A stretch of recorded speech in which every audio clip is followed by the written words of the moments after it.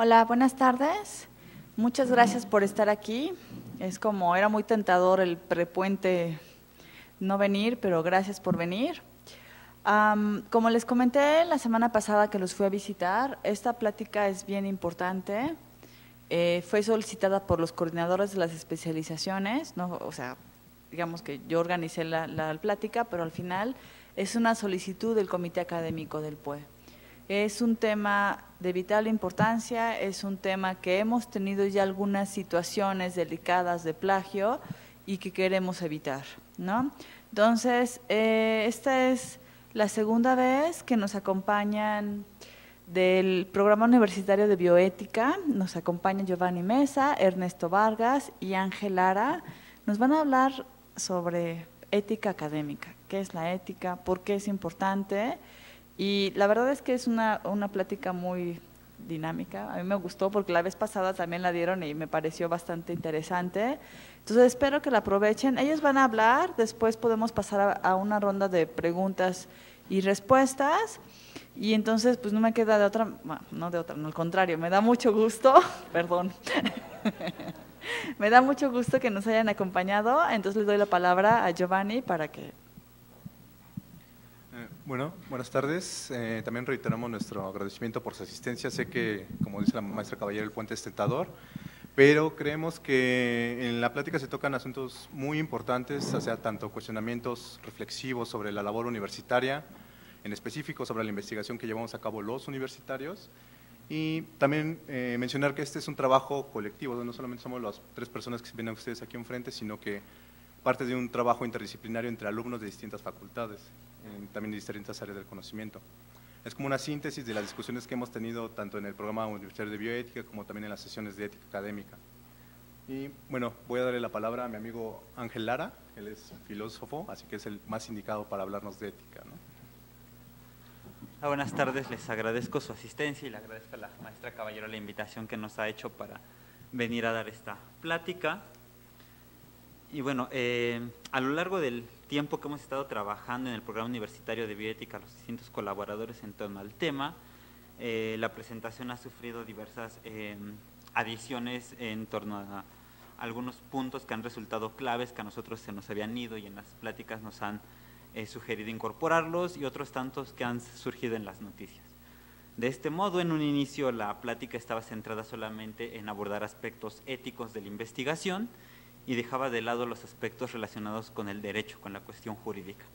Sin embargo, nos hemos dado cuenta por noticias, algunas bastante recientes, que la cuestión legal no es ajena a los planteamientos éticos que tenemos previstos en esta plática, razón por la cual lo que yo les voy a comentar parte en 2 puntos. Primero voy a abordar la cuestión ética, explicar un poco lo que entendemos en esta presentación por ética y por principios éticos y la forma en la que los relacionamos con el orden jurídico. Entonces, el primer módulo lo titulamos Ética y Universidad, es decir, encontramos que hay una relación entre los puntos que sintetizan la misión de la universidad y principios éticos. De esta manera, nosotros abordamos primero la cuestión de la conformación jurídico-legal de la universidad, y como queda señalado en el artículo 1 del Estatuto General de la Universidad, nuestra casa de estudios es una corporación pública, un organismo descentralizado del Estado, es decir, que tiene autonomía entendida como capacidad jurídica, y que sus fines son impartir educación superior para formar profesionistas, investigadores y técnicos útiles a la sociedad que sean capaces de organizar, analizar y proponer soluciones a las problemáticas nacionales que nos aquejan. Y además expandir los beneficios de la cultura.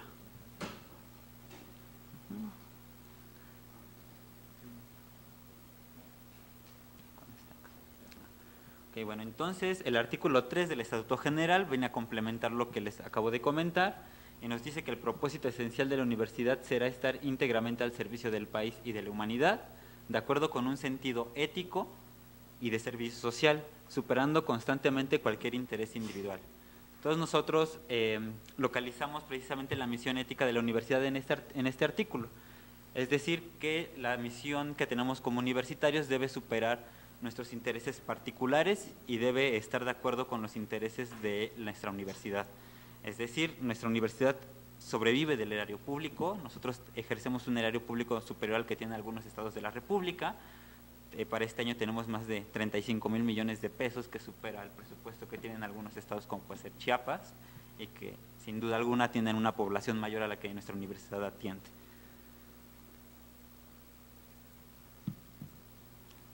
Entonces, dentro de la legislación universitaria hasta hace algunos años no estaba contemplado un código de ética como tal, es decir, no venían principios éticos de actuación moral implícitos ahí, sino que estaban a raíz o a criterio de interpretación en algunos otros artículos que podemos encontrar ahí, como el que les acabo de leer. Sin embargo, el 30 de julio del año pasado, el Consejo Universitario aprobó en su pleno el Código de Ética de nuestra universidad. En este Código de Ética se contienen 12 principios que se pretenden que sean valores que como universitarios adoptemos dentro de nuestra vida cotidiana. Es decir, la finalidad de este Código de Ética es que nosotros seamos conscientes de la importancia de actuar conforme valores y principios éticos que la universidad nos va a brindar y que estos deben incorporarse a nuestra vida profesional y a nuestra vida cotidiana. Entonces, dentro de estos 12 principios tenemos la convivencia pacífica y el respeto a la diversidad cultural, étnica y personal, la igualdad, la libertad de pensamiento y de expresión, el respeto y la tolerancia, la laicidad en las actividades universitarias, la integridad y la honestidad académica, el reconocimiento y protección de la autoría intelectual, que como verán estos dos últimos están muy ligados a la cuestión de la producción académica y a nuestras labores como estudiantes y como investigadores.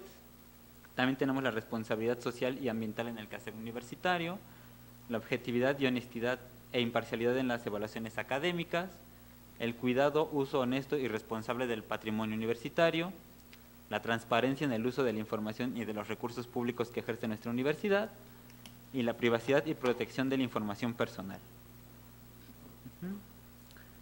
De estos 12 puntos, nosotros consideramos que 5 están relacionados con la ética académica, es decir, con la ética que debe guiar nuestras labores como estudiantes, como profesores, como investigadores. El primero de ellos es la integridad y la honestidad académica, el reconocimiento y protección de la autoría intelectual, la objetividad, honestidad e imparcialidad en las evaluaciones académicas, la transparencia en el uso de la información y de los recursos públicos de la universidad, y la responsabilidad social y ambiental en el quehacer universitario. En conjunto, estos valores deben guiar nuestras acciones como universitarios. El de integridad y honestidad académica, ¿qué implica? Implica que nosotros, al momento de realizar nuestras investigaciones, debemos citar las fuentes donde extraemos las ideas. Es decir, cuando nosotros vamos a ser evaluados en nuestras materias, sea en un examen, sea en un ensayo, sea en el trabajo que nos haya dejado el profesor, nosotros recurrimos a diversas fuentes, sean electrónicas, sean impresas, puede ser un periódico, puede ser un libro, etc., etc. Nosotros debemos citar, reconocer de dónde estamos extrayendo la información que estamos utilizando. Tampoco debemos sustraer o tomar información generada por otros o por nosotros mismos sin señalar la cita correspondiente. Y no debemos falsificar, alterar, manipular, fabricar, inventar o fingir la autenticidad de los datos, los resultados, las imágenes que utilizamos o la información que presentamos en nuestros trabajos académicos. Es una cuestión de transparencia en lo que estamos haciendo como universitarios, que debemos ser fidedignos con los datos que estamos utilizando, debemos ser claros en las fuentes que utilizamos por una simple y sencilla razón. Nos están formando como profesionistas. El día de mañana, las habilidades que estamos adquiriendo dentro de nuestras aulas, las vamos a aplicar en nuestro ámbito laboral. Sin embargo, aquí dentro de las aulas pues, no puede pasar más allá de que el profesor nos cache que nuestros datos no son fidedignos y nos repruebe, o, bueno, este es en el mejor de los casos, que nos repruebe, nos suspendan de la universidad, nos cancelen los créditos que hasta el momento llevamos obtenidos, nos podrán revocar el título o el grado. Eso sin menoscabo de las consecuencias legales que esto puede contraer.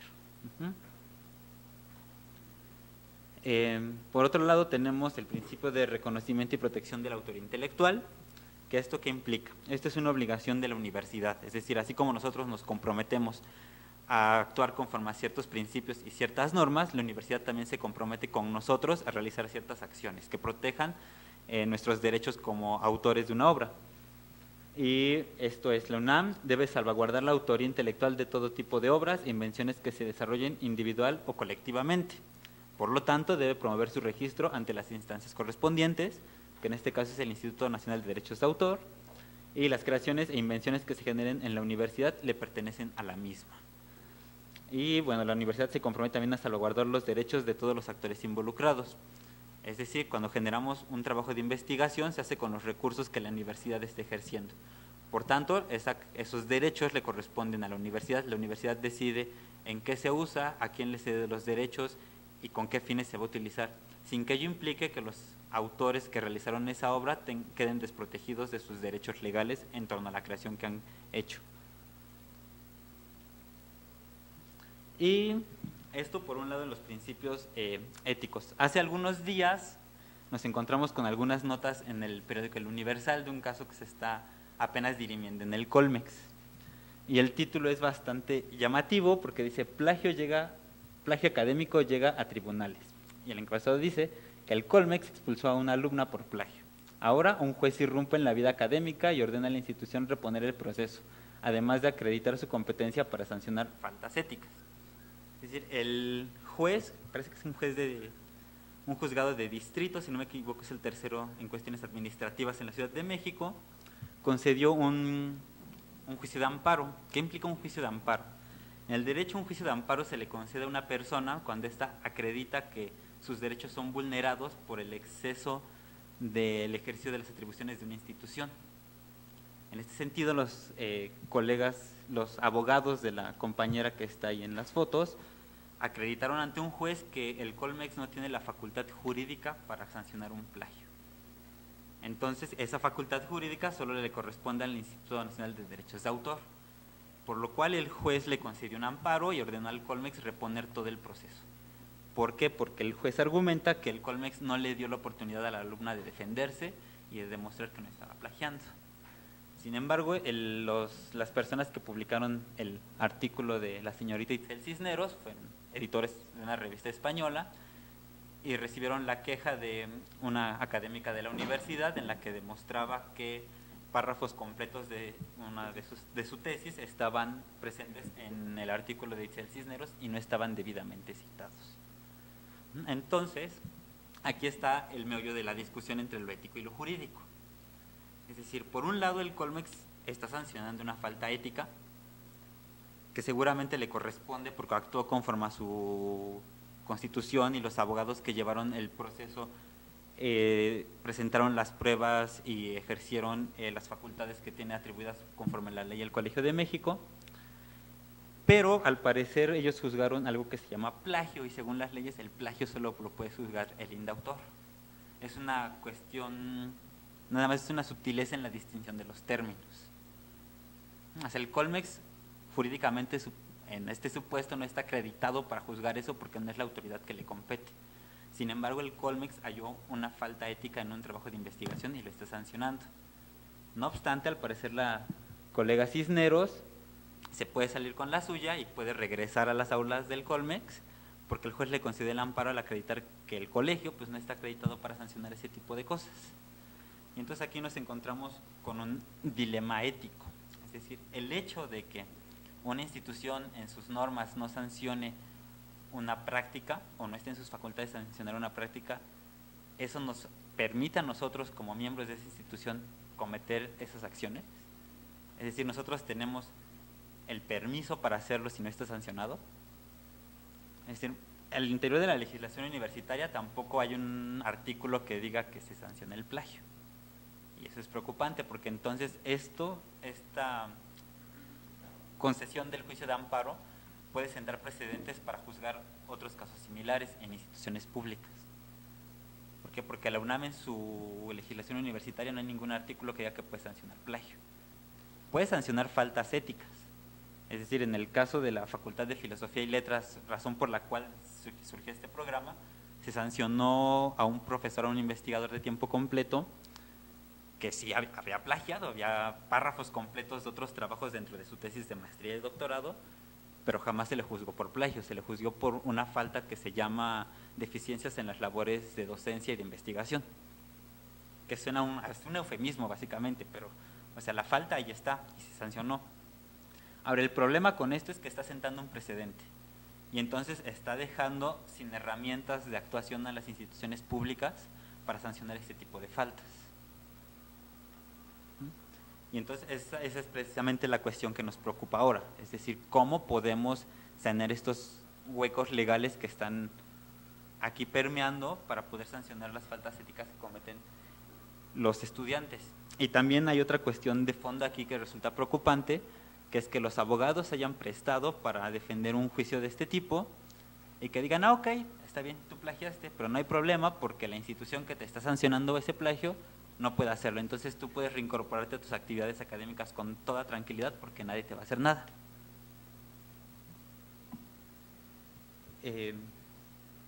Y bueno, ahora para profundizar un poco en las implicaciones legales e históricas que dieron pie a la conformación de una ley de derechos de autor, mi compañero Ernesto Vargas les va a platicar el siguiente módulo. Gracias, buenas tardes. Bueno, el segundo módulo de esta plática, charla, taller, algo, conversatorio, lleva por título Autor y Obra. Como pueden observar, pusimos una imagen que es de Los Simpson y es también como para resaltar que incluso cuando ustedes usen una presentación en PowerPoint o en Prezi o en cualquier formato y estén utilizando una imagen que es propiedad de alguien más, pues la pueden citar hasta abajo. Y nada más para que no importa que la cuestión de los trabajos que estamos haciendo o que estemos elaborando sean para un público pequeño, grande, sea un acto oficial, masivo o entre nosotros. La cuestión de defender y dar como el respeto hacia las obras de los demás, el reconocimiento debe estar presente en todo momento. Ahora, en este módulo lo que me gustaría destacar son los dos elementos principales que forman parte de toda nuestra vida académica, y que son el autor y la obra. ¿Por qué?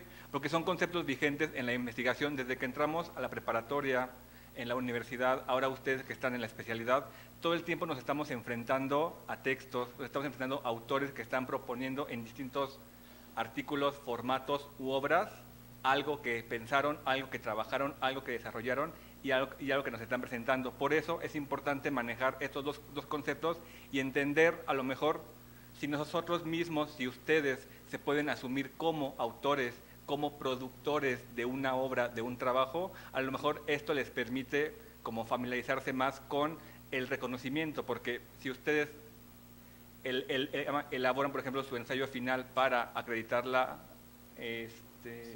su especialidad, yo creo que les gustaría que su trabajo esté bien escrito, esté bien hecho y sobre todo que pueda dar pie a que otras personas conozcan algo más, se involucren o que incluso los lo puedan usar para que ustedes sean citados, sean reconocidos, que la labor y el esfuerzo que a ustedes les costó un año o un poco más se vea materializado en un avance del conocimiento que puede servirle a otras personas. Ahora nada más para dejar un poco más claro, autor es toda aquella persona que ha creado una obra de cualquier tipo, no importa la índole, puede ser científica, artística, comercial, una foto, una obra plástica, una fotografía, una canción, los acordes, el modelo de un experimento, algún nuevo tipo de ecuación, no importa qué sea la obra, es resultado del esfuerzo y trabajo de alguien. Y esta persona que fue la que creó esta obra sin importar el tipo, esta creación que puede ser individual, o sea, puede ser resultado de un ensayo de una persona o puede formar parte de un grupo de trabajo que presenta sus informes en un artículo o en un ensayo, pues no importa el tipo de obra que sea, ni tampoco el soporte en el cual esté, es decir, no importa si está en papel, no importa si está en video, si es plástica o incluso esta charla puede ser reconocida como una obra. Entonces, no hay que perder de cuenta eso porque sin importar el soporte en el cual se encuentre, puede ser referida, puede ser utilizada y debe ser debidamente citada. Ahora, el autor como productor es como esta parte que me gustaría resaltar, porque generalmente nosotros cuando nos acercamos a una obra nos encontramos ya con ella terminada. Leemos el artículo en PDF, compramos la revista, vemos el libro y únicamente pensamos que la obra son esas 40 cuartillas, 60 cuartillas que están ahí. Pero no, o sea, muchas veces olvidamos y a lo mejor si nos ponemos nosotros como ejemplo, nos damos cuenta que para poder hacer un trabajo final de semestre o el ensayo para acreditar, en este caso la especialización, tuvieron que pasar por una serie de pasos para poder llevar a cabo este trabajo. Por ejemplo, planear y pensar qué tema voy a hacer, por qué, más allá del gusto que nos pueda dar o del interés hacia un tema en específico, es importante también la justificación académica, es decir, por qué es relevante investigar esto. Después, ok, ya definimos el tema, sus profesores les ayudaron, sus compañeros de los seminarios les pueden ayudar a ir puliendo este tema. Entonces, todo ese tiempo involucrado, todo ese esfuerzo de ustedes y de los demás debe ser también tomado en cuenta. El tiempo que ustedes tardan en ir a buscar los libros, los materiales, leerlos, buscarlos, conseguirlos, comprarlos. Y ok, después de eso, todas las horas y días que van a pasar leyendo, anotando, escribiendo, o sea, todo ese esfuerzo que hacen ustedes lo han hecho otras personas. Y luego ese trabajo, cuando ya ustedes dicen, ya tengo una versión decente, ya la voy a entregar. Entonces sus profesores les pagan por leer a sus trabajos, por evaluarlos. O cuando lo mandan a una revista, las personas que se meten en un procedimiento de lectura ciega por pares, es decir, otros investigadores en otros países, en otras universidades, van a dedicar su tiempo de trabajo en leerlos a ustedes. Entonces, eso también debe ser considerado y posteriormente, si a lo mejor el trabajo no cumple con ciertos requisitos argumentativos, académicos o incluso de referencias, se les regresa y entonces todo el tiempo que tarden en reestructurarlo y en rehacerlo forma parte de eso que nada más leemos como un libro o un artículo. Por tanto, la obra no es nada más el producto final, sino es la suma de todos los momentos y de todas las personas que estuvieron vinculadas de algún modo, es decir, toda la estructura que despliega la UNAM desde el bachillerato, la universidad, los posgrados, para que nosotros tengamos a nuestra disposición profesores capacitados, que tengamos material en las bibliotecas, hagamos uso de los recursos digitales que la UNAM nos da gratis y que muchas veces no sabemos cómo usarlos o aprovecharlos. Ahora también, nosotros, si toda nuestra formación está relacionada directamente con los autores y con las obras, la otra parte que forma parte de nuestra vida académica y posteriormente laboral, tiene que ver con cómo presentamos nuestras investigaciones. Estas son generalmente por escrito y por tanto una forma en la cual en la academia se ha establecido para dar como criterios de cuáles son, de qué elementos deben de tener los trabajos, es el uso de las referencias. En este caso, las citas que pueden ser textuales, los parafraseos o el uso de notas a pie. Esto es indicar en nuestro trabajo de quién estamos tomando la información, de qué obra y sobre todo cómo le hacemos para que las personas que van a estar leyendo nuestros artículos sepan dónde encontrar esa referencia. Entonces, una de las prácticas de los actuales trabajos de investigación es la cuestión de las referencias bibliográficas.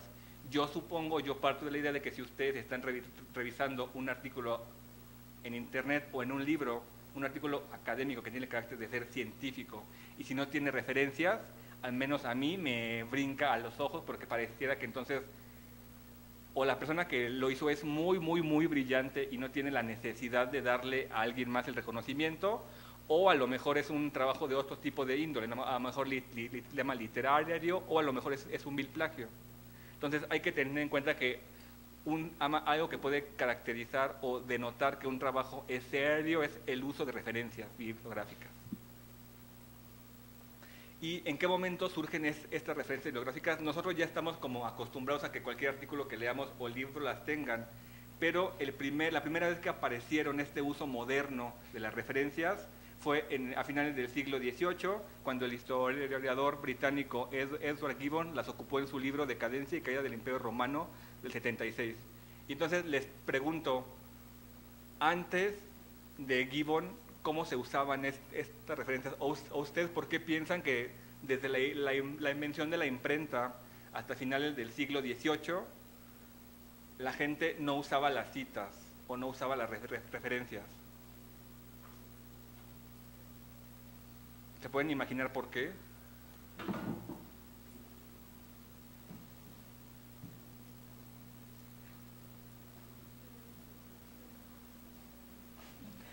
¿Alguna idea? ¿No? ¿Nadie?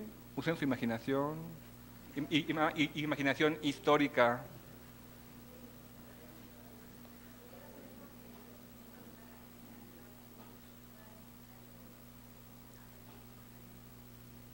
Ese es un buen punto. ¿Alguien más tiene alguna otra idea de por qué no?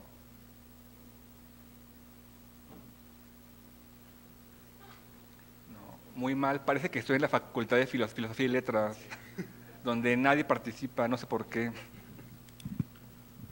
Pero bueno, la compañera dio en un punto bastante acertado. Nosotros ya igual estamos acostumbrados a estar en lugares como este, un auditorio con un montón de personas, una universidad nacional enorme donde la educación ya es una cuestión de masas, donde hay miles y miles de estudiantes aquí, pero si nos trasladamos al siglo XVI, al siglo XVII, al siglo XVIII, la educación era una cuestión todavía mucho más de élites que ahora.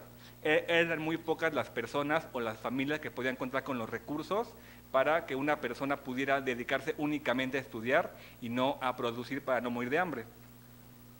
Y también la cuestión de que la producción bibliográfica era mucho menor que la de ahora. Las herramientas digitales, la imprenta y todo este boom de la tecnología digital ha permitido que cualquiera de nosotros pueda publicar un artículo en casi cualquier revista de casi cualquier país del mundo.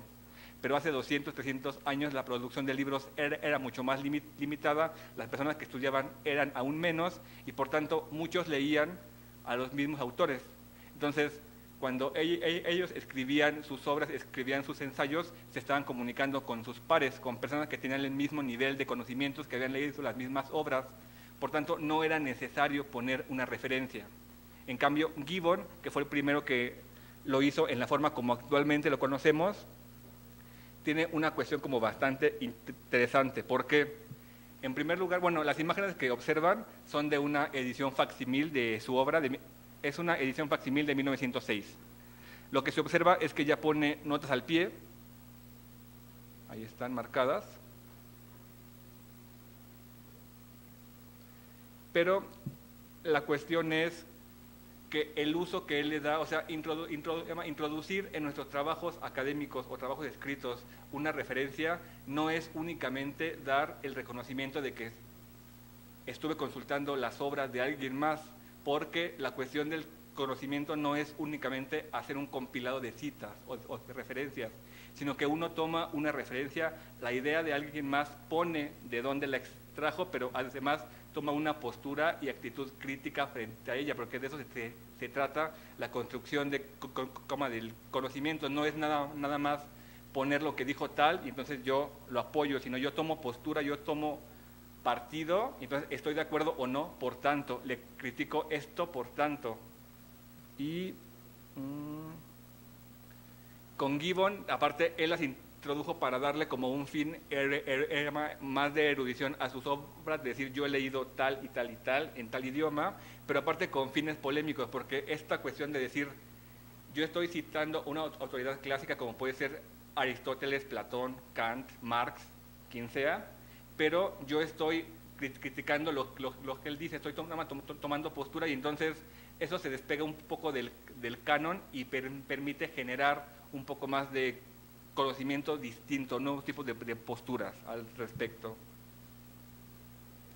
Y esta cuestión del marco jurídico y el plagio es, en los trabajos académicos es una cuestión como de ética académica y de reconocimiento de los autores, pero, como le mencionaba mi compañero Ángel, la universidad, la UNAM, parece ser como una pequeña burbujita, donde nuestras acciones, por ejemplo, el ir a tomar en la megapeda, o plagiar en un trabajo académico, si bien nos puede traer cierto tipo de sanciones, estas sanciones no entran en el marco de lo legal. O sea, pareciera que nuestra vida no se ve afectada de una forma tal como lo podría ser allá afuera en el mundo real, donde las faltas laborales se castigan como delitos, con penas frente a la justicia, con sanciones económicas. Entonces,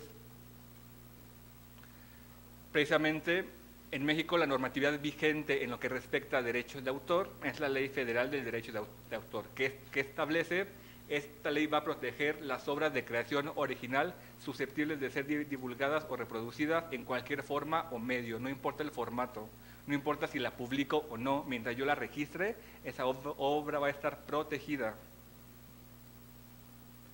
La protección se va a conceder en el momento en el que han sido fijadas en un soporte material y al autor corresponde el derecho de explotar de manera exclusiva sus obras o de autorizar a otros su explotación en cualquier forma. Es decir, ustedes como autores pueden decidir con qué editorial publicar, cuántos tirajes, pero si alguien más quiere utilizar el trabajo de ustedes, debe obtener por escrito el permiso. De no hacerlo, está incurriendo en un delito. Y en esta cuestión del Código de Ética de la UNAM, pues lo mismo que ya mencionaba mi compañero Ángel, ¿no? La integridad y honestidad académica, eso como el primer punto que nos atañe a todos y ahora sí estamos obligados a cumplirlo. El reconocimiento y protección de la autoría intelectual, la obligación que todos los miembros de la UNAM tenemos de respetar la autoría de las obras y fuentes utilizadas para nuestras labores. ¿Por qué? Porque estoy seguro que muchos nunca se hicieron conscientes de que cuando entraron a la UNAM, ya sea en la prepa, en la licenciatura o en el posgrado, le vendieron su alma al diablo cuando firmaron seguramente sin leer la legislación universitaria. Que seguramente muchos hasta la fecha siguen sin saber qué dice y nada más que se comprometieron ustedes a cumplir al momento de firmarla. Entonces, ¿qué pasa? Una vez que el Código de Ética se aprueba, todos los universitarios estamos obligados a cumplirlo. ¿Y qué pasa cuando no lo cumplimos? Es decir, cuando no respetamos el derecho de autor en cualquier ámbito. ¿Qué se imaginan que pasa? Sí, así. Bueno, ese fue, pero era como... Tendría que estar en rojo, pero... y grande, así, goteando, pero bueno. Ahora, esta cuestión del plagio es un problema ya tan cotidiano, tan frecuente, tan común, que precisamente como en el caso que mencionó mi compañero sobre el Colmex, es complicado determinar incluso ahora qué es un plagio y cuántos tipos de plagio hay. Por eso es que hay distintas instituciones a nivel internacional que están preocupadas por esto, e incluso en la mayoría de las universidades privadas se utiliza un software para poder detectar a nivel científico el porcentaje de plagio de una obra, y sobre todo porque hay programas que lo que usan es escanear su texto y lo comparan con todos los artículos en línea o con todas las bases de datos que contienen esta información. Entonces pueden determinar porcentaje de plagio, 50% de plagio, 95% de plagio, 100% que es como el nivel Boris, depende, ¿no? Entonces, como la UNAM no quiere llegar a eso, porque es una cuestión bastante punitiva, bastante de te estoy vigilando a ti, a todos, y aparte muy caro porque los software cuestan y cuestan bastante. Pues precisamente como a raíz de que se ha hecho muy fácil, gracias a toda la cantidad absurda que hay de textos en internet en formato PDF, y que es tan fácil como Control-C, Control-V, entonces precisamente frente a eso se ha creado una especie de tipología del plagio. Pero como son tantas clasificaciones, les traemos nada más 6, que son como las más comunes, que estoy seguro que todos en algún momento hemos incurrido en ellas, muchas veces sin darnos cuenta, pero precisamente la idea de este tipo de charlas es que nos podamos reconocer en ellas. No estamos aquí viniendo a juzgarlos, estamos viniendo a enseñarles cómo se puede evitar este tipo de prácticas y por qué es éticamente correcto hacerlo. La primera, que es la más común, es la más obvia, es la clonación, copiar enteramente textos o párrafos completos. La segunda, copiar y pegar, es cuando inserto en un texto propio fragmentos de otro autor sin la referencia correspondiente. Muchos en algún momento de la carrera, licenciatura, posgrado o prepa, lo hicimos. Y muchas veces pensamos que los profesores no se dan cuenta, pero sí nos damos cuenta. De repente uno está leyendo un párrafo y encuentra como cierto tipo de muletillas, cierto tipo de escritura, y de repente encuentra un enunciado así maravilloso, bien escrito, con unas palabras rarísimas, y entonces obviamente los maestros sí se dan cuenta cuando hacen eso. Es muy evidente, aunque parezca que no.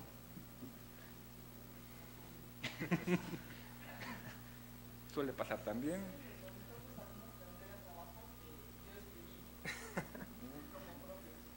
Hay más anécdotas de eso. Si van a plagiar, fíjense de no estar plagiando a quienes están dando la clase sus textos. El tercer tipo es el remix o ensalada, que es como una mezcla del anterior, es producir un texto con fragmentos copiados de varios autores, ojo, sin poner la referencia. Es decir, yo quiero escribir algo sobre economía política y entonces me fusilo un párrafo de Marx, uno de Althusser, uno de Zizek, bla, bla, bla, los mezclo y ya tengo mi artículo. El reciclado, eso es bastante común como estudiantes, como profesores o investigadores, y es cuando alguno de ustedes presenta la misma ponencia en 5 eventos distintos, únicamente les cambia el título, pero íntegramente es el mismo texto. O cuando entregan el mismo trabajo para 2 materias distintas. Entonces, esta cuestión se puede evitar de una forma bastante sencilla. Una, siendo honestos con nosotros mismos, de decir, ok, como yo sé que es éticamente reprobable presentar el mismo trabajo 2 veces, a lo mejor puedo utilizar una parte sustancial de un trabajo, pero necesito añadirle, modificarle o hacer una nueva aportación y dejar por escrito, ser muy claro de decir, estoy retomando una investigación pasada. Pero ahí está el chiste, hacernos la referencia a nosotros mismos y no presentar la misma 15 veces, por favor.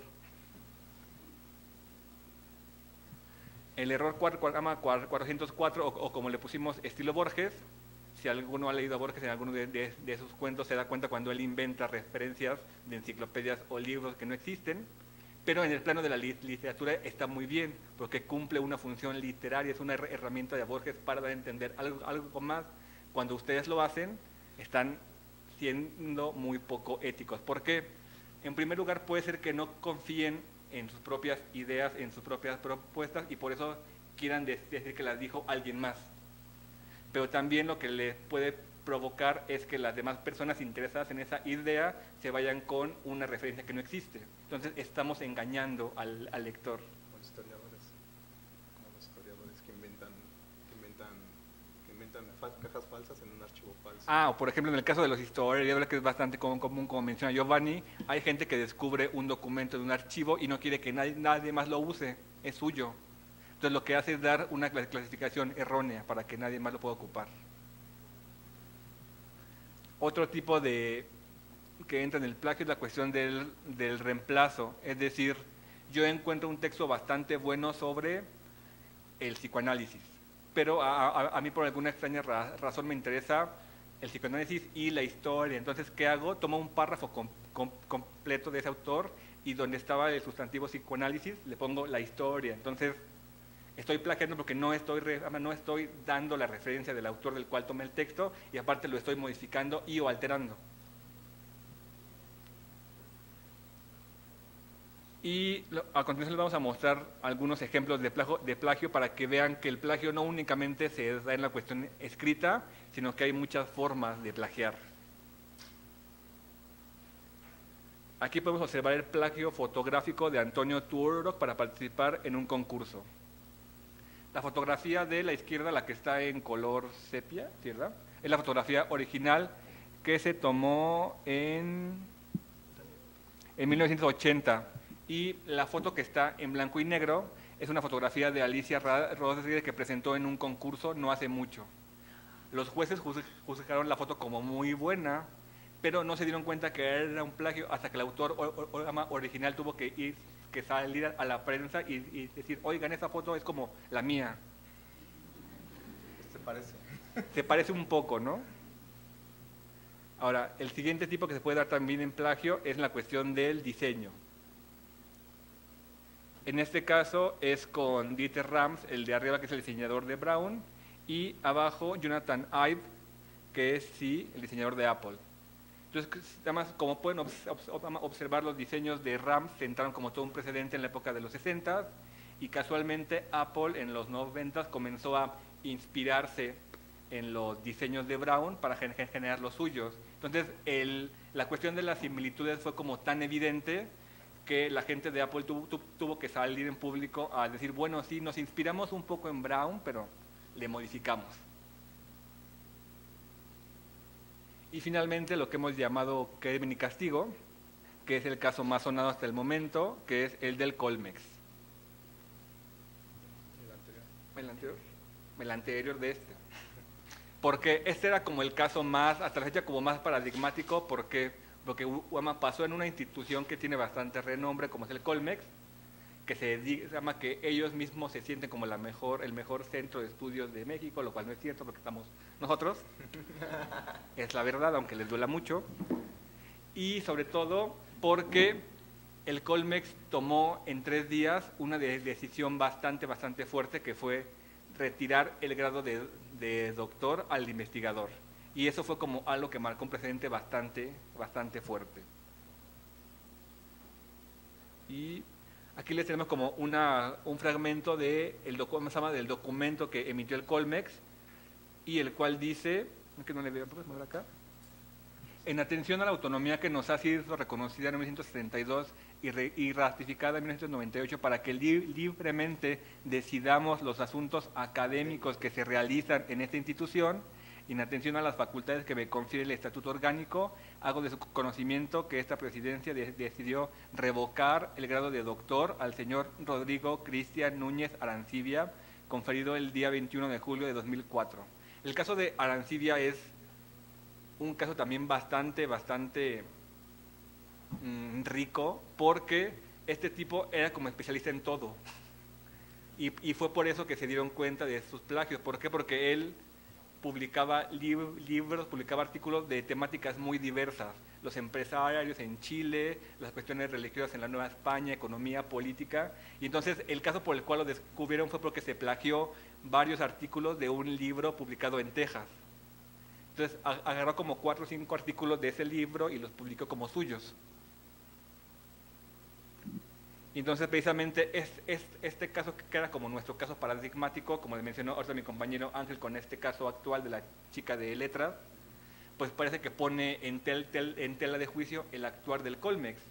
Porque si bien por un lado el Colmex tiene autonomía para decidir en sus cuestiones académicas, para definir si la alumna cometió plagio, necesita que una institución como el Indautor sea la que defina qué es el plagio y le diga, sí, eso es plagio. Entonces sí, y solo así puede proceder a expulsar. Si no, pues lo que pasa es lo que hizo esta chica, que es utilizar la argumentación legal para atacar el proceso en vez de el acto y la consecuencia. Y finalmente, ahora mi compañero Giovanni les va a dar las últimas 2 partes de la charla. La primera tiene que ver con una encuesta que mandó a hacer el programa de bioética en 2013 sobre la percepción del plagio en la UNAM, y lo último sería una cuestión como bastante rápida pero sustanciosa sobre la forma de citar en APA. Gracias por el spoiler, amigo. Pero, bueno, como decía mi compañero, en 2013 el Programa Universitario de Bioética, con el apoyo directamente una iniciativa por parte de Rectoría, se da la tarea de crear el programa de ética académica, que es un proyecto alojado dentro del Programa Universitario de Bioética. En ese proyecto lo que buscaba era, en primera instancia, dar una noción o una cierta perspectiva de cuál era la percepción del plagio entre los universitarios, cosa que es algo muy difícil, porque no es tan fácil que le llegues y le preguntes a alguien, oye, ¿tú cuántas veces plagias a la semana? ¿De 3 a 5 o de 5 a 10? Y que te digan, no, sí, pues más o menos un promedio de 7 veces a la semana, durante 3 o 4 o 6 meses. No, pues ahí sí ya no sé responder, ¿no? Es algo muy difícil. Entonces lo que se rastrea fue la percepción, o sea, de los casos que conoces o entre los conocidos universitarios, cuántas personas han plagiado, cuántas personas has conocido que han cometido estos actos y no se les ha castigado, los profesores incurren en esto. Va a ser una encuesta principalmente acerca de la percepción de lo que es el plagio. Ustedes pueden consultar los resultados de esta encuesta, es un resumen muy pequeño de 25 cuartillas que se dio para el acceso al público en el sitio de Ética Académica, es eticaacadémica.unam.mx, o directamente al sitio web del Programa Universitario de Bioética, y también hay otro link para la encuesta. Y como les mencionaba, es una encuesta que se da entre profesores, alumnos e investigadores de los 3 niveles, en bachillerato, licenciatura y posgrado. Entonces, esto lo que buscó es tratar de tener una noción representativa de toda la comunidad universitaria. Aquí, bueno, nomás ponemos las fichas rápido, y lo que tratamos de hacer aquí es no pasar toda la encuesta como tal, sino pasar ciertas preguntas que nos hicieron pensar un poco acerca de cómo es la condición o cuál es la percepción que nosotros como universitario tenemos de nosotros mismos.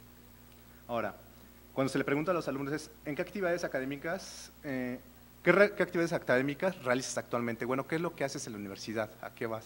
Bueno, el 81% que en su primera opción, en la primera mención que dijeron, bueno, pues yo hago trabajos parciales, la segunda más popular con una incidencia del 24 fue yo hago tesis, publicaciones especializadas y al último, publicaciones de divulgación. Ahora, cuando se le pregunta a los profesores, ¿en dónde es donde cachan más a los alumnos que plagian?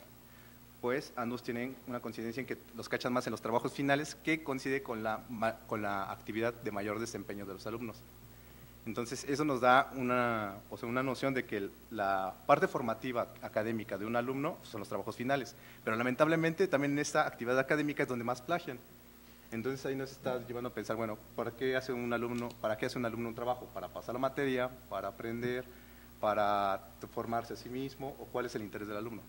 Entonces ese tipo de cuestionamientos es lo que nos lleva a ver esta pregunta, pero hay más, o sea, cuando se les dice, cuando se les hace un estudio, esto es como un estudio de valores, se les hace un espectro y les preguntan, bueno, del 1 al 15, del 1 al 20, usted dígame estas acciones, qué grado qué gravedad tienen para usted, ¿no?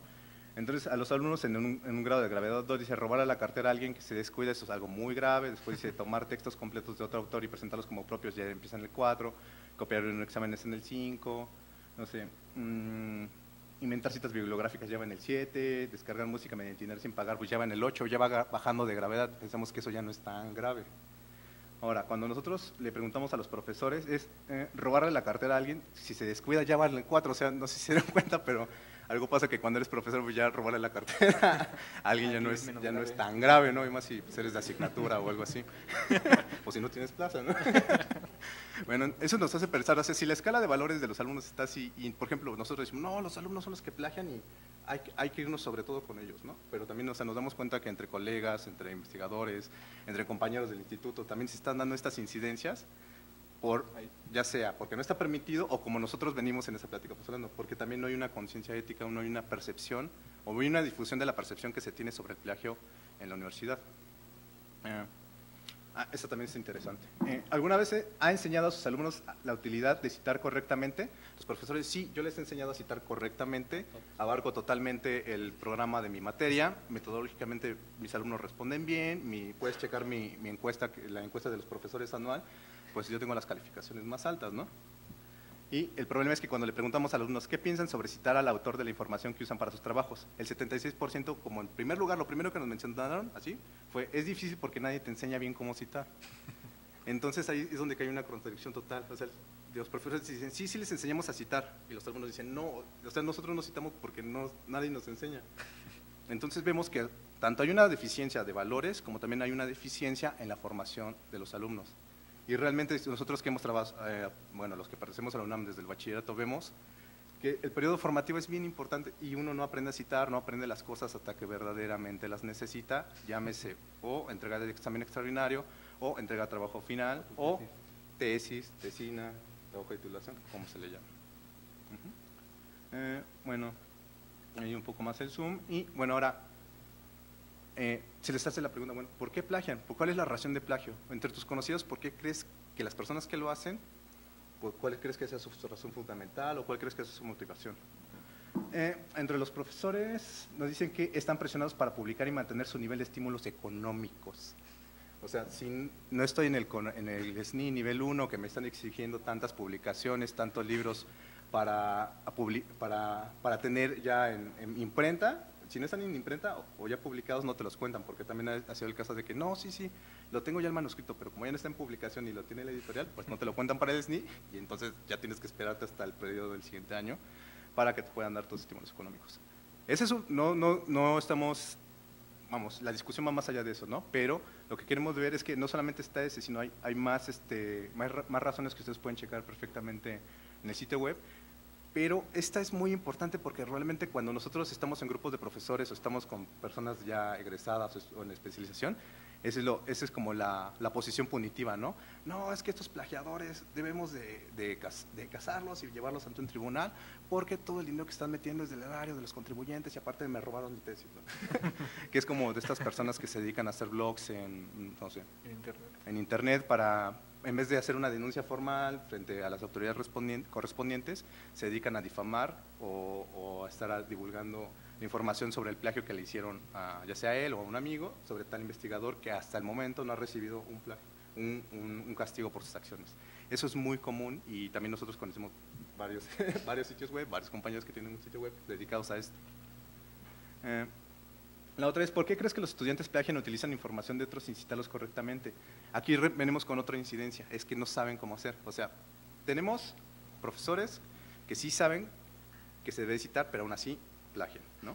Es muy difícil que un profesor ya no sepa que se tiene que citar, pero a nivel alumnos, a nivel estudiante, pues, hay como un beneficio de la duda. O sea, el alumno en su proceso formativo no sabe que debe de citar correctamente o no sabe que eso es muy importante.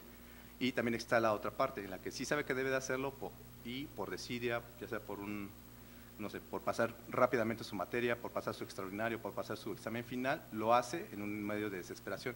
En ese sentido, nosotros lo que apoyamos es sanear estas deficiencias de la información, estas deficiencias formativas, apoyarla con programas, con guías rápidas de citación o con charlas como esta, que es para la reflexión acerca de estos temas.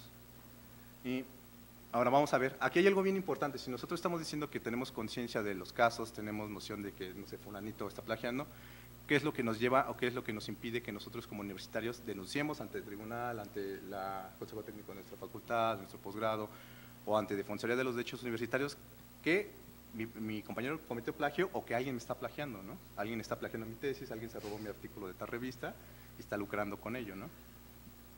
Se le pregunta a los profesores y es la primera respuesta o una de las más populares es que si los denunciados son protegidos de autoridades o de académicos con poder es un riesgo que no vale la pena correr.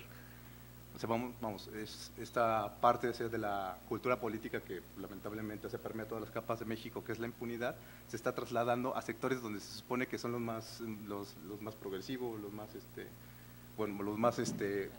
transparentes y políticamente correctos, que es los de la universidad, ¿no? Vemos que también se está reproduciendo aquí. Aquí hay otros bien importantes porque otras situaciones por las cuales no se denuncian es que se prefiere la crítica verbal y el chismorreo para evitar meterse en problemas. Esto es el chisme del pasillo. Cuando va tal profesor y oye, mira, ese está en el instituto y se plagia todos los artículos y vive de sus artículos y tiene tantos apoyos. Es algo muy común entre los pasillos. Pero también es una razón que también tiene cierta incidencia. Existen redes de complicidades que impiden que las denuncias prosperen, la comunidad universitaria tiene miedo de denunciar. Estas son algunas otras razones por las que mencionan los profesores al momento que se le hace la pregunta. Al momento de preguntar a los alumnos es por miedo a las represalias de parte de la persona a quien se denuncia. Aquí algo bien importante es una vulnerabilidad, ¿no? O sea, el profesor pues puede tener los conocimientos de los medios y las instancias a las cuales puede ir para defender su caso, pero el alumno que lo está plagiando a su profesor o que, no sé, entregan 30 alumnos trabajo final y 2 meses después el profesor aparece con una publicación nueva, que extrañamente se parece mucho a los trabajos de todos sus alumnos, pues vamos, esos son casos muy graves y muy sonados, ¿no? Y, por ejemplo, cuando se le dice se tiene miedo a las represalias por parte de la persona a quien se denuncia, bueno, ¿cómo voy a denunciar a mi profesor frente al tribunal universitario, frente a la comunidad si nadie al final me va a hacer caso, ¿no? O sea, yo a quién acudo, ¿qué hago al final? Eso es una situación muy grave. Igual más o menos se repiten algunos argumentos, como si los denunciados son protegidos de autoridades o de académicos con poder, es un riesgo que no vale la pena correr. Otra vez se vuelve a repetir, la comunidad universitaria tiene miedo de denunciar, existen redes de complicidades que impiden las denuncias que prosperen. Más o menos los porcentajes son estos, pero este primero que les mencioné es el que nos hace reflexionar acerca de esta situación. Vamos a ver, ¿cuál es el panorama?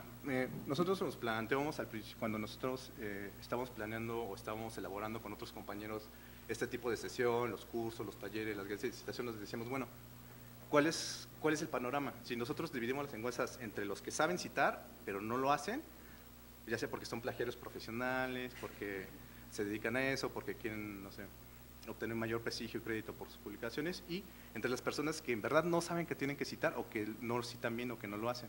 Entonces nuestro enfoque o nuestra perspectiva siempre se ha inclinado hacia eso, ¿no? O sea, resarcir las faltas de investigación, las deficiencias en la formación, ¿no? Porque como quiera, pues al otro ya los perdimos.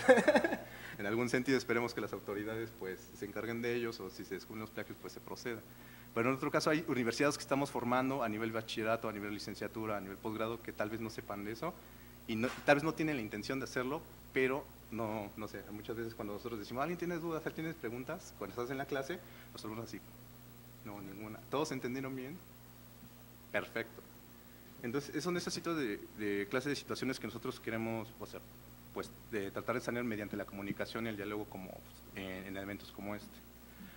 Ahora, hay algo bien, que quisiéramos arreglar, abordar rápidamente para dar paso a la parte del diálogo, y son las normas de citación. Es algo bien, puede ser muy tedioso, puede ser muy difícil. Obviamente aquí no vamos a dar un curso completo en este momento de cómo citar bien, sino queremos hacer reflexión acerca de ciertos elementos, acerca de qué son las normas o reglas de estilo o normas de citación. Primero, como bien mencionaba mi compañero Ernesto, en la actualidad se pueden citar infinidad de cosas, o sea, podemos citar artículos, libros, fotografías, un comentario del Face, podemos citar un Twitter, podemos citar un correo electrónico, podemos citar una conferencia, etc., sitios web, correos electrónicos. Lo importante de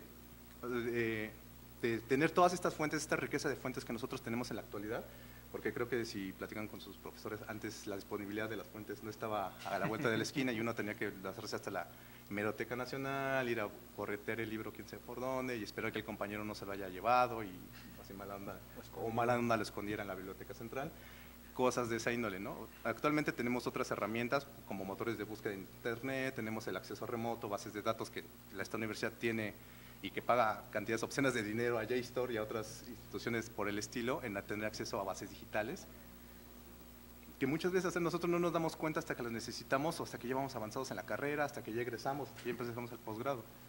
Entonces, tener en cuenta de que nosotros que ya tenemos ese conocimiento, que ya tenemos esa habilidad para manejar estas herramientas, pues si en algún momento vemos a un compañero que las necesita, oye, bueno, puedes hacer esto, y también siempre promovemos lo que es el autodidacta. Bueno, si no encontré la forma de cómo hacerlo, pues me meto aquí y voy a buscar un manual o estas fuentes o normas de citación de estilo, porque si no sé cómo citar, pues también puedo ir por mí mismo a buscar estas fuentes. Ahora, ¿qué es el APA? ¿Qué es el Harvard? ¿Qué es el Chicago? Lo hemos escuchado mucho, nos han causado terror, las hemos sufrido a veces, pero debemos tener en cuenta que ellas son normas o guías de estilo empleadas por diferentes instituciones y áreas del conocimiento. Aquí hay algo bien importante, no es de que el APA haya sido universal o sea la forma de citar universalmente. Son reglas o normas que corresponden a universidades y estas universidades se especializan en determinada área del conocimiento. En las humanidades conocemos a Chicago y a veces a Harvard, y como tal sus imprentas desarrollan unas ciertas normas o guías de citación para sus propias publicaciones. Con el tiempo estas normas trascendieron en otras universidades y en otras instituciones públicas y se adoptaron como una guía o forma de citar en determinadas áreas del conocimiento. Lo que nos sirve de aquí es que nosotros tengamos presente de que no solamente existe una forma universal y unívoca de cómo citar, sino que debe de haber un cierto consenso en un área del conocimiento para tener en cuenta cuáles son las ventajas de esta forma o de otra forma para citar. Y vamos a empezar. Normas APA, algunos criterios para referencias. Como les decíamos, aquí no podemos dar todo un curso exacto de cómo citar en APA, pero sí tenemos de tener ciertos criterios. El primero, el más recomendable, es que lo lean. Si no lo conocen, se los presento. Está en forma en línea, está en varias bibliotecas y está en esto. ¿Por qué menciono eso? Pues en ocasiones ha dado esto, ¿no? Nos ponemos de acuerdo con el profesor al final y decimos, bueno, ¿en qué formato va a venir o en qué formato va a venir el trabajo? No, pues en APA, muchachos. Ah, está bien. Entonces ya uno saca su APA, lo cita, lo ve en internet y llega y le dice, no, muchacho, no sabes citar en APA. ¿Pero por qué está citando en APA? No, yo en Berkeley aprendí a citar APA en los 60, ¿no? Entonces yo sé cómo citar en APA. A mí no me vas a venir a enseñar. Entonces, primero hay que tener en cuenta que existen ya 6 ediciones del manual APA en inglés y en español. En español existen 3 ediciones, ¿ok?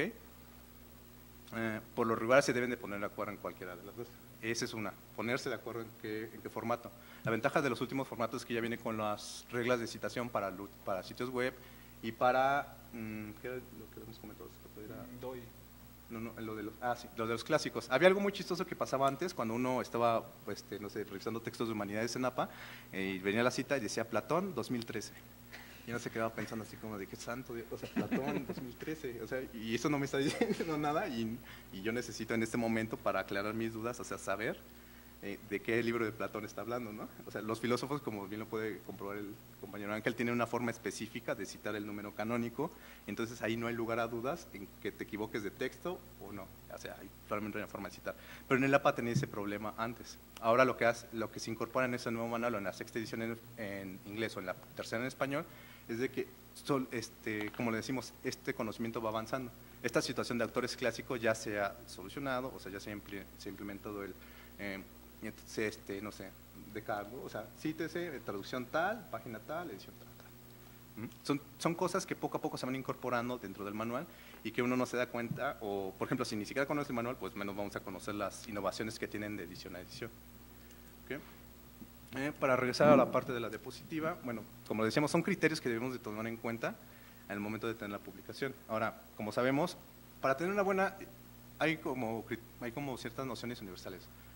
Primero sí tenemos que dar el autor, es independible, es indispensable dar el autor, el año y la página en donde nosotros lo sacamos. Cualquier tipo de referencia, ya sea en APA, en MLA, en Chicago, en Harvard, ninguna está ausente de autor, año y página. Algunos ya varían en publicación o por otras reglas de estilo, ¿sí?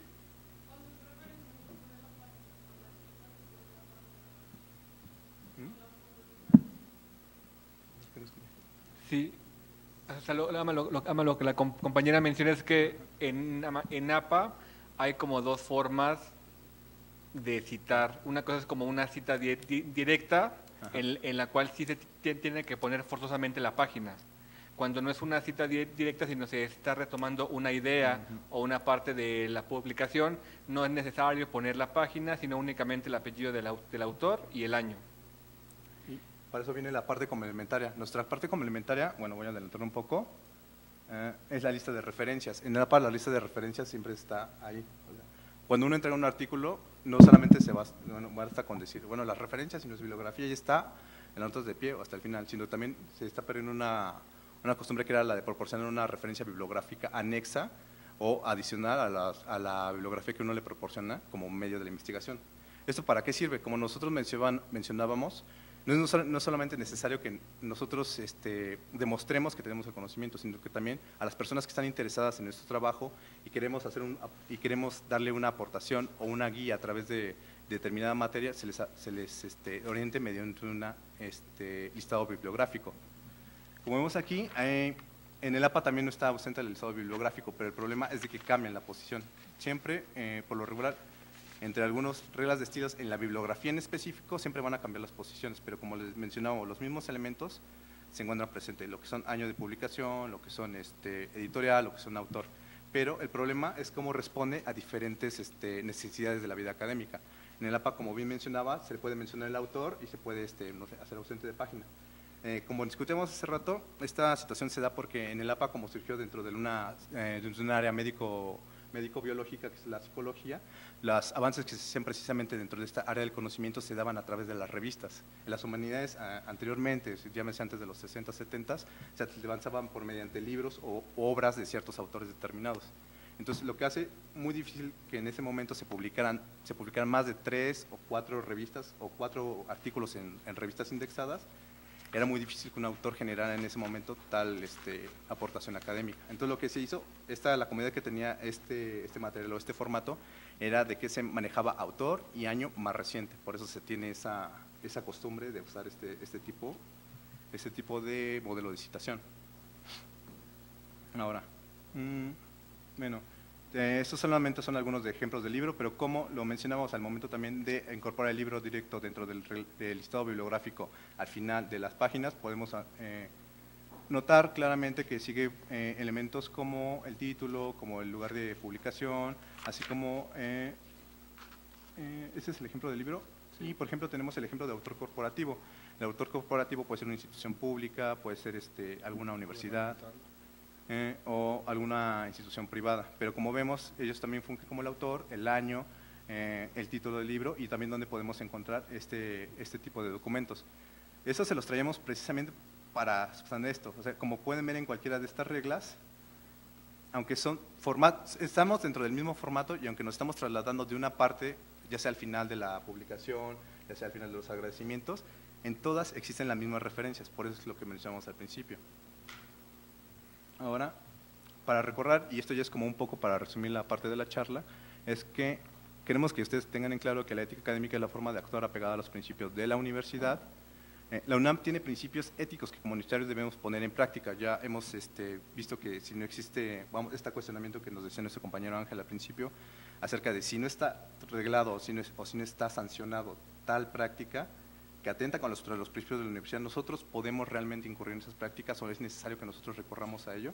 Es un cuestionamiento que como integrantes de esta comunidad debemos de plantearnos. También queremos resaltar que el autor es toda persona que ha creado una obra de cualquier tipo, como lo mencionó el compañero Ernesto, y que el plagio es la apropiación de ideas u obras sin reconocimiento del autor. Aquí me gusta incorporar una como tipo de experiencia que nosotros tuvimos cuando fuimos a la Facultad de Derecho como parte de las actividades de ética académica y la campaña contra el plagio que tuvimos hace algunos años, es de que nosotros llegamos a la Facultad de Derecho hablando, ¿ustedes conocen qué es el plagio? Y nos preguntaban, sí, nosotros sabemos qué es el plagio, es una enajenación de la libertad, ¿no? Es cuando te privan de la libertad. Y nosotros quedamos, bueno, es que sí está muy relacionado, ¿no? Porque lo que pasa aquí es de que nosotros privamos del derecho o de la expropiación de carácter académica a otra persona. O sea, nosotros cuando estamos plagiando estamos quitándole la libertad del uso de sus ideas, con eso nos vamos, ¿no? Entonces ahí fue como que otro punto más para la reflexión acerca del tema. Y también como queremos que se quede claro es que para citar fuentes no existe un modelo único, ya sea, conocemos varios modelos que se especifican en diversas áreas del conocimiento, pero sí existen guías y herramientas y elementos que debemos de tomar en consideración al momento de poder elaborar nuestros trabajos finales o de poder presentar un trabajo de titulación o de grado. Y muchas gracias por su atención y yo creo que vamos a pasar a la… Okay. Pues muchas gracias.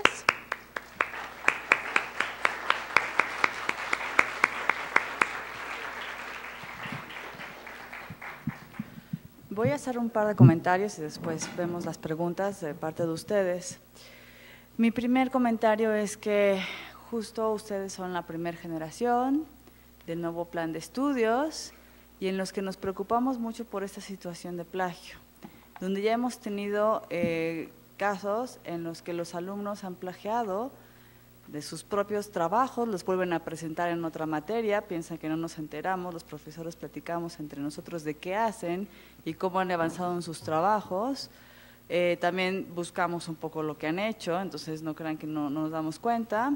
Y la otra cosa es que, como les comenté a varios cuando fui a verlos, una generación reprobaron creo el 60% de los alumnos por plagio en una asignatura. Entonces eso fue un tema de discusión en el comité académico y como parte de nuestro nuevo plan de estudios y en nuestra normatividad, aquí no tiene la cuestión, no solo les queda a ustedes la cuestión de la ética, de que no debemos plagiar, sino la normatividad que ustedes están atenidos y que les entregué. Tenemos la norma número 26, inciso H, que dice: en caso de que un alumno sea sorprendido plagiando el trabajo de otros o de sí mismo, haciendo referencia a sus trabajos, el afectado deberá someter a consideración del comité académico la permanencia del alumno en el programa. Entonces ya no estamos hablando de si son reprobados o no en la asignatura, eso ya es un hecho, ¿no? Si nos encontramos plagiando, es un hecho que van a ser reprobados, pero además va a estar a consideración del comité académico su permanencia en el programa. ¿Okay? Entonces, está muy bien la cuestión de la ética, pero en nuestro caso también ya está sancionado. ¿Okay? No es como la chica del Colmex, que ya dijo, no, pues lo siento, esto no es plagio, no está de esta manera, pero en nuestro programa, nuestras normas operativas, que además se las entregué, ahí está la norma 26, inciso H, entonces, para que lo tengan en consideración. Y la otra cuestión, híjole, es bien difícil ver que la gente está dando una plática y que muchísimos están con el celular en la mano. La verdad es que me parece un poco una falta de respeto por parte de ustedes hacia nuestros ponentes. Nada más quiero dejarlo eso sobre la mesa y entonces quiero pasar a preguntas y respuestas. Entonces estoy atenta a sus preguntas. Bueno, ellos. Y yo tengo que pasarles el micrófono porque… otra cosa, están grabando. Entonces esta plástica va a estar en línea.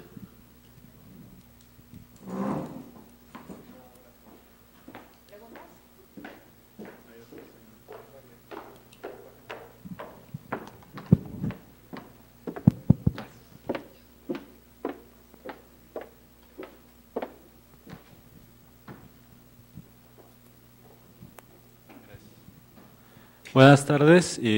Mi pregunta va relacionada más en la posición en cuanto a nosotros y nosotras como estudiantes. En cuanto sí, una cuestión es como que nos enseñen a citar, pero en referencia como qué opinión tienen ustedes o qué punto tendría aquí el papel también de programas que nos ayudan a hacer estas citas. Por ejemplo, está Mendeley, ese es un ejemplo. Yo apenas, y pues aquí lo reconozco, que descubrí que en Word puedes hacer esas citas y ahorita yo ya tengo como el Word 2016, pero eso significa que me ayuda a citar en APA a la nueva actualización que tiene o no, porque yo sí citaba en APA de una forma y cuando lo hice en Word, que además es más rápido o más fácil utilizar tus bibliografías, sí es apegada a la nueva actualización, o bueno, esa es una, y en la otra como esto, sí es positivo utilizar estos otros instrumentos o herramientas, porque también es otra el conocerlos, ¿no? Y pues eso. Bueno, ¿una ronda o bueno? Bueno, si tiene la actualización de si tu sistema operativo es Windows 10, si tiene la última actualización de sistema que fue de hace como 2 semanas, en esta ya incluía las normas de la 6ª edición, y me parece que desde el Office del 2000, ¿cuál era antes del 13? El 2010, ¿no? O sea, desde el 2010 ya había un convenio de vinculación con las actualizaciones. Pero también una recomendación es que no tengas un solo recurso electrónico. Aparte del que me mencionabas, también existe el sitio web que se llama Citation Machine, que constantemente se actualiza. En Citation Machine tú introduces los datos de tu publicación y tiene la ventaja de que si tú tienes, no sé, determinado libro, le pones APA y te lo puedes cambiar a Chicago inmediatamente. Tú le das el clic a Chicago y te lo pasas directamente todos esos datos a otro formato. Además de que puedes elegir entre una opción en, no sé, artículos de periódico, revistas indexadas, películas. También es bueno tener otro tipo de referencia aparte de, o sea, a la que uno está acostumbrado. ¿Alguna otra pregunta?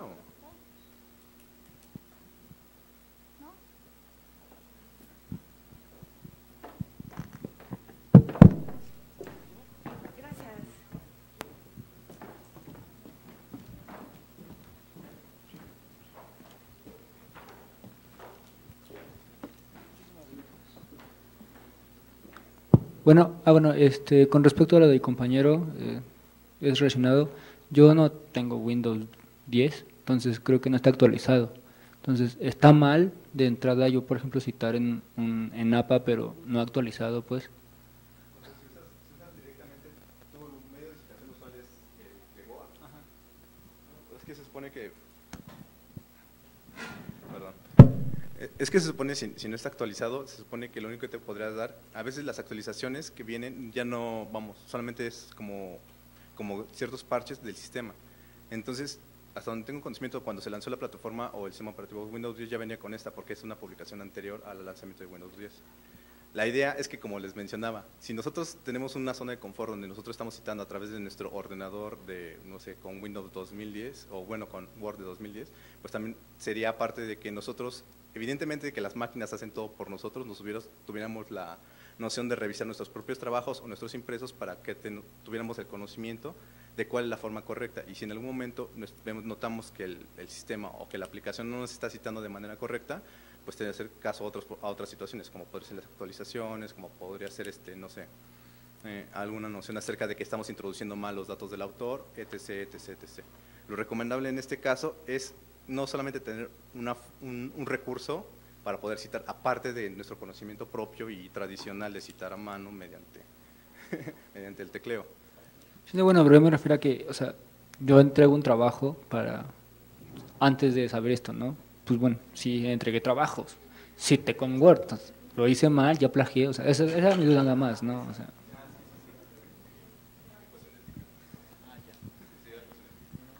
No, o sea, mira, la cuestión para que exista plagio, o sea, tiene que haber una intención de la persona por defraudar a alguien más. Es decir, yo estoy cometiendo el plagio en el momento en el que no estoy citando con toda la intención de apropiarme de la idea de un tercero y hacerla pasar como mía. En ese momento yo estoy cometiendo el plagio porque le estoy diciendo a mi profesor que este trabajo es mío y que yo lo elaboré y que a mí me costó trabajo y que a mí me costó etc, ¿no? No estamos peleados con la cuestión de que cites y que lo haga Word por ti o que lo haga Citation Machine por ti. Con lo que estamos peleados es con lo que no citen, aunque sea en Word o en Citation Machine. El problema es que no recurran a eso. O sea, nosotros entendemos que puede ser complicado citar en diversos sistemas porque según cada carrera o cada facultad se ocupan distintos sistemas de citación. Incluso hay, por ejemplo, la Facultad de Derecho tiene un sistema de citación muy parecido al de Chicago que ocupa la Facultad de Filosofía y Letras, pero hay algunos detalles mínimos que en un sistema de citación puede considerarse como deficiente, pero en el otro no. Entonces el chiste es nada más poner la cita, poner la referencia y sí, bueno, tener ya como el cuidado de que esté bien elaborada, de que a pesar de que lo haya hecho la máquina por nosotros, pues nos tenemos la delicadeza de checar que esté bien elaborada, ¿no? Aunque sea con el manual en mano, pero que lo hagamos aunque nos tardemos un poco más. También la cuestión de aprender a citar correctamente en APA, en Vancouver, en Harvard, es cuestión de práctica, ¿no? De irnos acostumbrando a la manera de cómo vamos a referir nuestras fuentes en el trabajo que vamos a entregar. En algún momento, que después de que la maestra nos pidió la charla, tuvimos una reunión y pensamos la posibilidad de poderles traer como una especie de pequeño manual en diapositivas de APA en la versión del 2010 que es en español. Después de la diapositiva como 50 nos dimos como por vencidos porque realmente, o sea, la cuestión del libro, aunque lo vean como muy gordo, muy grande, pero realmente la parte sustancial, es decir, la parte que a todos los que quieran citar en APA les compete, son como 20 cuartillas, que es donde realmente vienen los ejemplos de cómo se citan distintos tipos de fuentes en distinto orden y te ponen como todas las opciones que puede haber un autor, 2 autores, 3 autores, 15 autores, si es un capítulo de un libro, si es una revista, si es un periódico, si es una fuente digital, si es un disco, si es una película. Entonces, la cuestión no está en si la máquina, como menciona Ángel, si la máquina lo hace por ti o si el que tú cites en el sistema 2010 y no en el 2016 te convierte en un plagiario.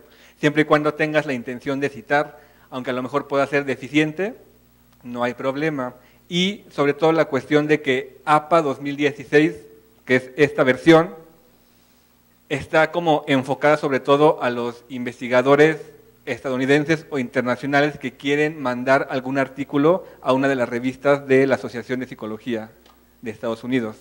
Para ustedes me imagino que es una cuestión como de ir aprendiendo cómo se cita en APA, cuáles son las distintas versiones y al menos aprender lo básico.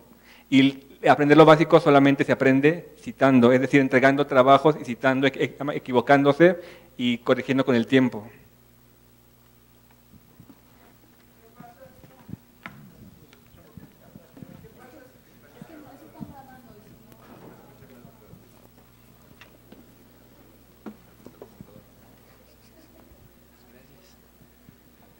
Sí, mi pregunta va encaminada, entonces, si no hay, obviamente hay artículos, hay escritos, hay papers que van a determinados públicos, ¿no? Y que por ende deben tener una citación muy específica y adecuada, ¿no? Estoy hablando de tesis, de artículos que publican doctores, maestros, ya de un público especializado. ¿Qué pasa si en esa citación deficiente, a pesar de que se haya hecho, el autor original siente ofendido sus derechos o se siente plagiado y en ese sentido de una citación deficiente, él considera que es plagio y que por lo tanto tú plagiaste? Quiero poner de ejemplo, no conozco muy bien el caso, pero creo que me ayudaría a poner de ejemplo lo que estoy argumentando. Lo que pasó con Peña Nieto, ¿no? No conozco a profundidad el caso, ¿no? Pero él se defiende diciendo que fueron pues problemas técnicos de cita, ¿no? Comillas o paréntesis, no puso página, no sé, ¿no? ¿Qué pasa en estas cuestiones que son al fin y al cabo, que tuviste la intención de citar, lo hiciste, pero el autor original consideró, o la persona que te investigó, consideró que tu cita fue deficiente y que por lo tanto es un plagio? Bueno, ahí el caso de la tesis del licenciado Peña es, hay dos niveles también, que era lo que señalaba al inicio, una cuestión ética y una cuestión jurídica. El ámbito ético, no hay comillas, o sea, no puedes argumentar que quisiste citar o que fue deficiente porque pues no hay comillas, ¿no? O sea, yo te puedo decir la intención de, ay, sí quise hacerlo, pero pues, ay, se me olvidó, mi teclado no se le servían las comillas, no sabía cuál era el comando, en la imprenta no salieron, etc. Se puede darte una infinidad de excusas, ¿no? Pero, o sea, ni siquiera hay una cita mal hecha, o sea, no hay citas. Y eso nos lleva a la cuestión ética y a juzgarlo ahí conforme a ciertos principios, ¿no? Que ética y moralmente es reprobable. Y ahora aquí viene el meollo que les decía en el asunto jurídico.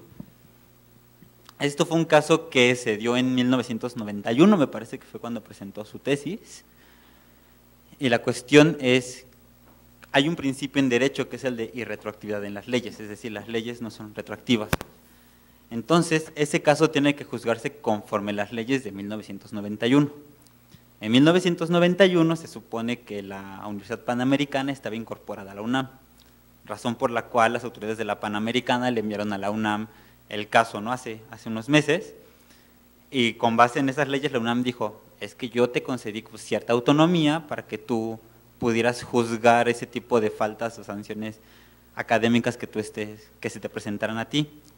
Pero en 1991 la UP no tenía en sus reglamentos contemplados este tipo de faltas. Se me pueden ocurrir muchas cosas, entre otras porque no existía el acceso con la facilidad que tenemos hoy a las fuentes, muchas cosas. El chiste aquí es, ok, hay una laguna legal por la cual no se permite castigar ese acto. Ahora, el hecho de que existe una laguna legal en torno al castigo de un acto, ¿lo justifica moralmente para ejecutarlo?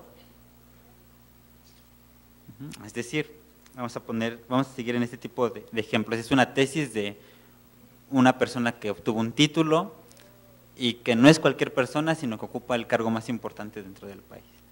Ahora hay ejemplos de otros presidentes que se titularon y que esas tesis se convirtieron en programas de desarrollo nacional o en políticas públicas. Entonces, ahí está la importancia de hacer una investigación adecuada. ¿Por qué? Porque si esos trabajos de investigación académica posteriormente se convierten en políticas públicas, si el trabajo de investigación es deficiente, es obvio que la política pública va a ser deficiente, porque no tiene un sustento fidedigno, no atiende a una investigación honesta, no es transparente en los términos del que está reflejando de la realidad plasmada en las letras. Entonces, ahí es la distinción entre una cuestión ética, en este caso de la tesis del licenciado Peña, y la cuestión jurídica. Es decir, no se sancionó, porque jurídicamente no procedió una sanción, según fue la determinación que tuvieron los cuerpos colegiados correspondientes, pero eso no exime de una responsabilidad ética. Y creo que eso es lo que tiene que quedar claro. ¿No? Igual al interior de la UNAM, es decir, la legislación puede no considerar algo como plagio, pero sí considera que el alumno, para ser evaluado, debe de entregar trabajos originales, de autoría propia y que sean inéditos. El Reglamento General de Exámenes y el Estatuto General me parece que lo contemplan así.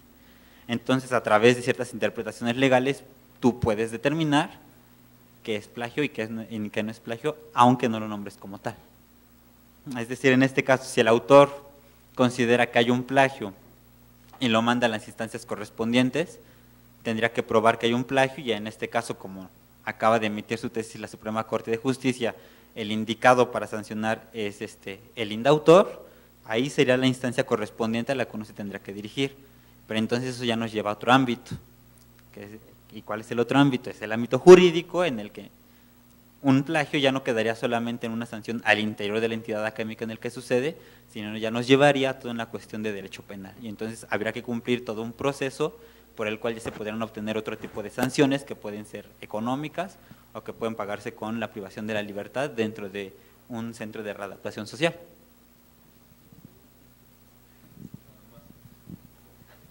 ¿Alguien más?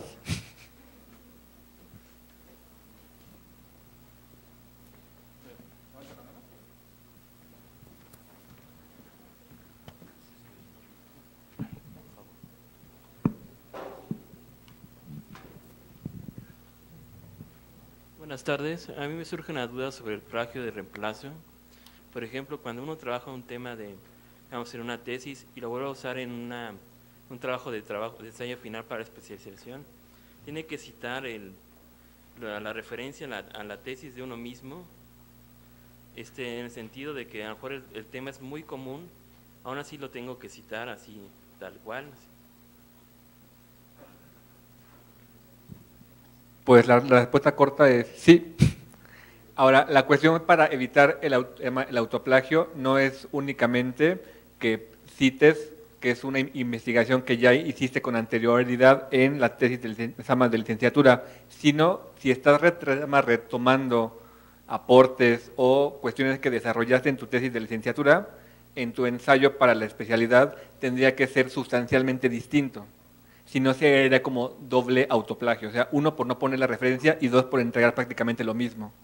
Entonces, con que pongas la referencia de esta investigación surgió en la tesis de licenciatura en la cual se desarrolló tal, tal y tal, pero en este ensayo lo que se va a demostrar es algo diferente, se va a hacer como una búsqueda más rigurosa, el nivel de análisis es como más profundo, la escala se amplía, es decir, tiene que ser sustancialmente distinto a lo que ya presentaste para que no sea autoplagio en ninguna de estas dos formas.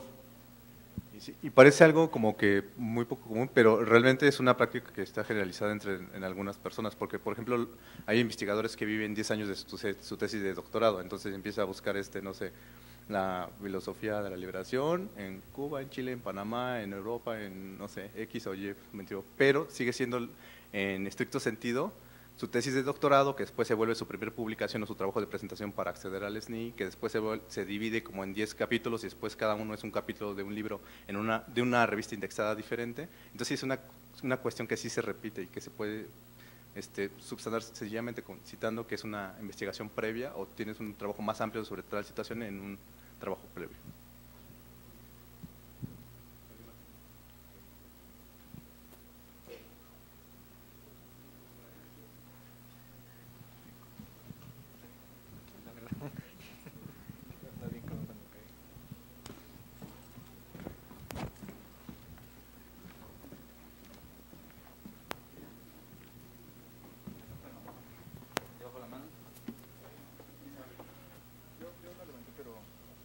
Creí que había alguien más.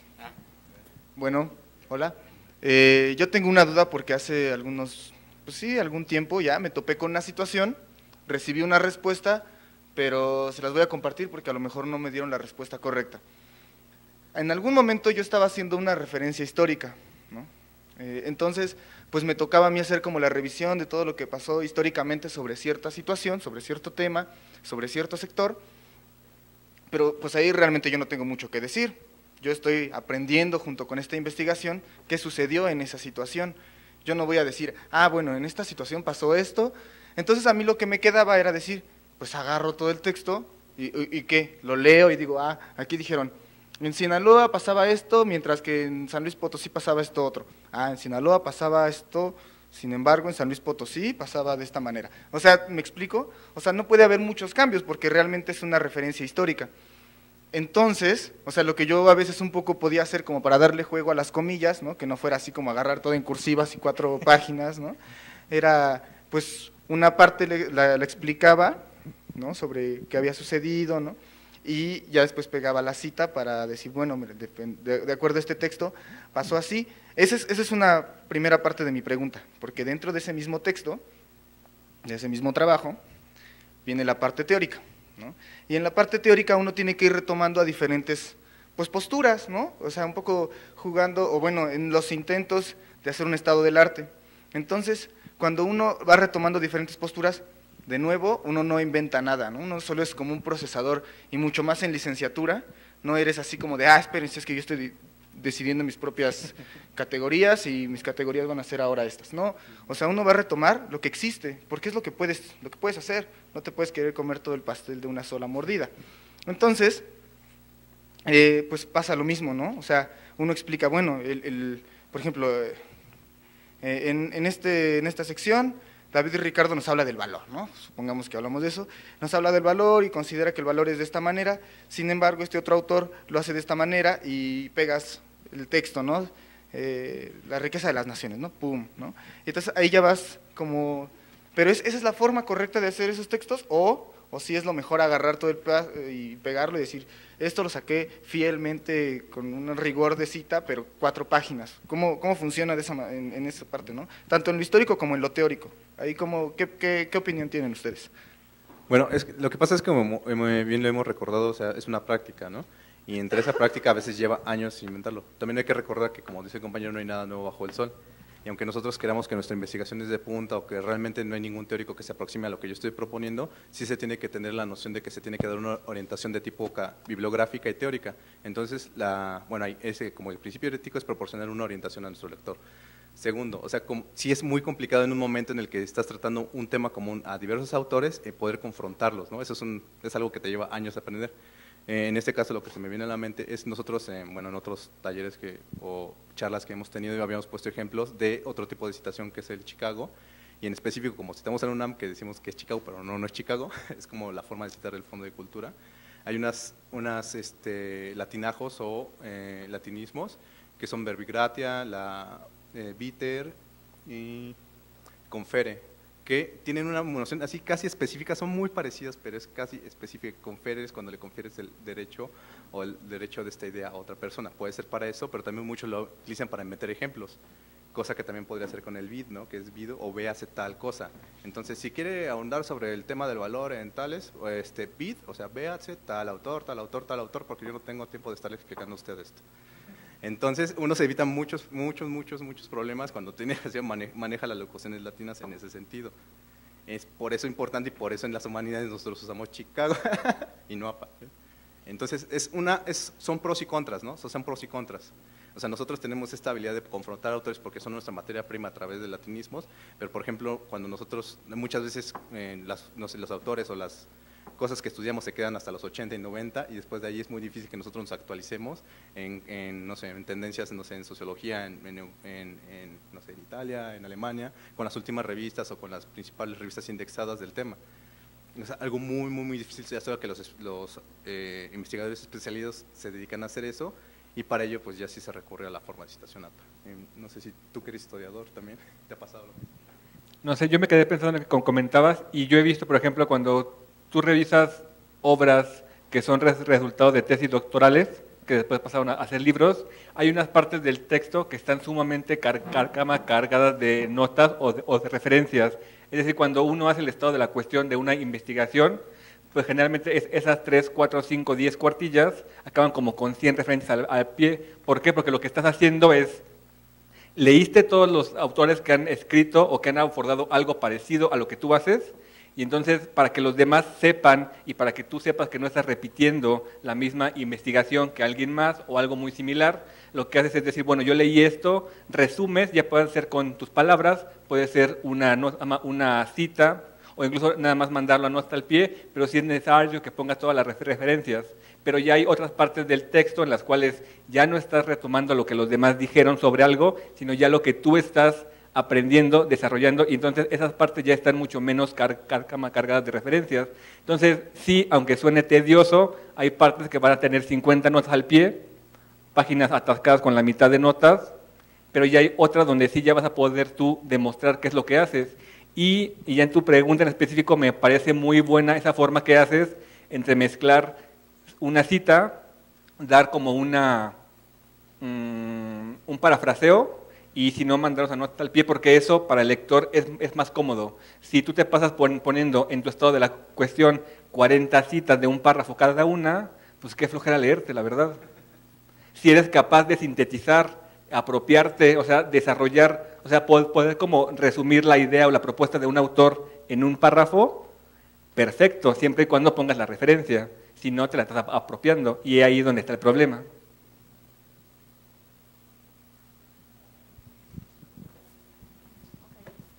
Bueno, pues muchísimas gracias. Muchas gracias a Ángel, a Ernesto y a Giovanni por su charla tan interesante. Les agradezco que hayan venido a esta plática. Y pues nada más les recuerdo, evalúen a sus profesores. Vamos muy mal, solo llevo el 9% de avance y quedan 9 días. Y acuérdense que solo pueden evaluar a 3 por día. Entonces, por favor, evalúen a sus profesores. Muchas gracias y nos vemos.